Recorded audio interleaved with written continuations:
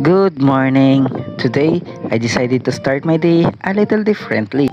I woke up at 6 in the morning, put on my running shoes, and headed out for a morning jog. Ang plano ko sana dito ay dito lang sa village mag-iikot. I look at on the Google Maps to familiarize the street. Nakita ko yung mountain view na nakapin sa Google Maps. So, I thought it would be great destination for my morning run. I followed the direction of my phone and soon found myself on a trail leading up to the mountain. Hindi naman mahirap kasi may kalsada na ang paakyat. Patuloy pa rin nilang inaayos. Feeling ko kahit mag-isa ako dito, enjoy na enjoy ko yung sarili ko. Enjoy na enjoy ako sa mga nakikita ko. Enjoy na enjoy ako sa paligid. It feels like home. I literally miss my hometown. Like malayo sa magulang mundo.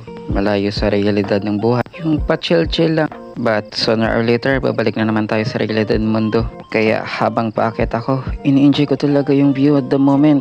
This is my first